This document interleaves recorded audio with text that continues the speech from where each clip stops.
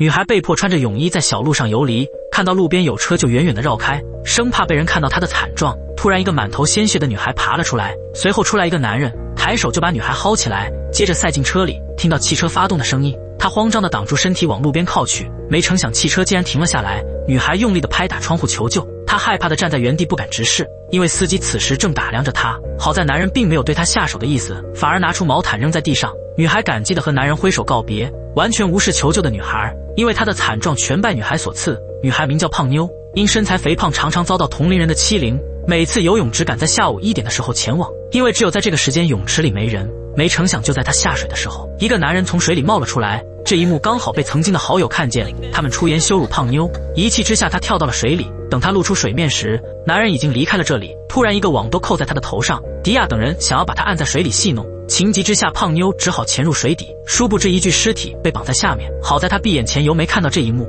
等到她再次露出头时，迪亚等人竟把她的衣物和手机拿走了。没办法，她只能穿着泳衣往家里走，却没想到被小镇的混混遇见，他们开车驱赶着胖妞，甚至下车调戏她。好在前面有一条小路，她急忙跑了进去，紧接着就发生了开头的一幕。母亲看到失魂落魄的胖妞，非但不关心，反而不断地指责她。胖妞只好躲在房间里自己舔舐着伤口，可随着一条朋友圈的发布，在她的伤口上又撒了一把盐。迪亚竟趁她不注意的时候偷拍胖妞，并且暗讽胖妞是头猪，这让她的情绪再也绷不住了。为了缓解焦虑，她决定出门舒缓压力，恰巧听到人们在议论泳池里发生了命案，这可把她整懵逼了。她可是刚从泳池出来的呀！此时八卦的母亲来到旁边，说要带她一起去看看热闹。当他们赶到现场时，周围已经围满了吃瓜群众。看到被运走的尸体，胖妞恶心的直接吐了出来。母亲无意间说出胖妞中午刚好在这里游泳。老警察当即开始询问，可是胖妞的回答让母亲差点崩溃。她欺骗警察说她去的是河边，因为同学们老是嘲笑她的身材，并且还说她是行走的五花肉，所以她从来就没来过泳池。母亲急忙把她带回家，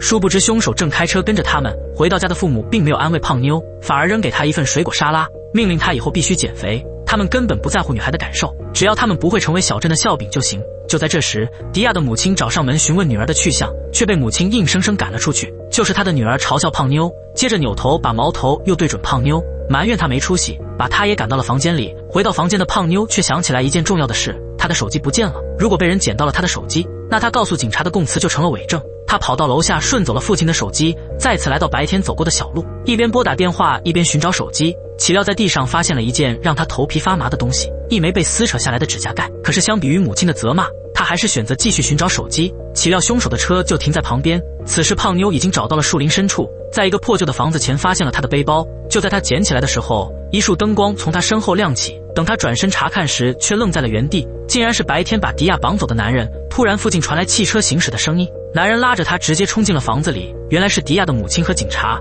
他们根据手机定位找到了这里。随着他们的不断靠近，男人示意胖妞不要发出声音，可突然燃放的烟花让此时的气氛掺杂了一丝的暧昧，两人鬼使神差的差点亲在一起。随着警察的不断搜寻，他们不得不分头离开这里。刚回到家的胖妞就被迪亚男友叫了出来，他质问胖妞为什么要撒谎，因为当天他和迪亚约好去泳池，迪亚曾发给他一段视频，里面刚好出现了胖妞的身影。可当他赶到泳池的时候空无一人，他坚信胖妞一定知道什么。在乔斯的逼问下，胖妞终于说出了他差点被迪亚等人淹死的事情，但他还是隐瞒了男人绑走迪亚的事。出于对胖妞的同情，乔斯承诺删除迪亚发给他的视频，并且告诉了胖妞他之所以要寻找迪亚的原因。他担心迪亚母亲会对他问责，如果迪亚真的出了什么问题，他就是第一个被怀疑的对象。胖妞答应他，如果真到了那个地步，他会主动帮乔斯作证，一切和他没有关系。就在二人准备就此分开的时候，迪亚的母亲再次找到了胖妞，他怀疑是胖妞怀恨在心报复迪亚等人，幸亏母亲及时赶到，制止了迪亚的母亲。可没想到乔斯临时叛变，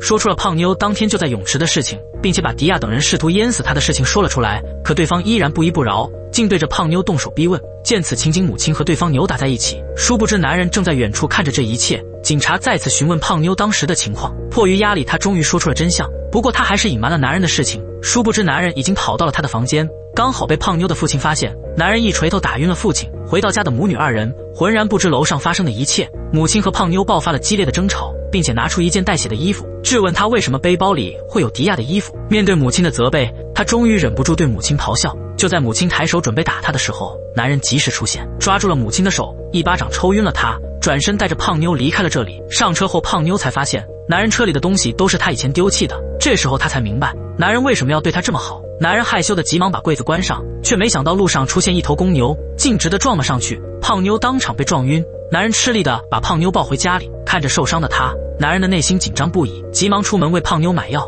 等到胖妞醒来的时候，发现这是一栋废弃的工厂，他焦急地寻找出口，没成想发现了被吊起来的同学，他急忙爬到铁架上，为他们解开嘴上的束缚，换来的却是不堪入耳的辱骂。恼羞成怒的他把同学直接甩了出去，这下同学害怕了，开始不断的道歉，祈求胖妞把他放了。此时男人刚好赶来，他拿出刀递给胖妞，让他亲手解决掉羞辱他的同学。没成想胖妞转身往男人的腹部捅去，眼看男人没有死透，他又扑到了男人的身上，对着他的脖子咬了数口，最终男人因为失血过多而亡。随后胖妞捡起地上的猎枪，对着同学连开2枪，但他并不是想杀人灭口，而是打断他们的绳子，让他们得以逃走。胖妞也转身离开了这里。虽然所有人对他都充斥着恶意，但是他从来没有把这份恶意返还给他们。善恶中有报，胖妞的善良终究会得到应有的回报。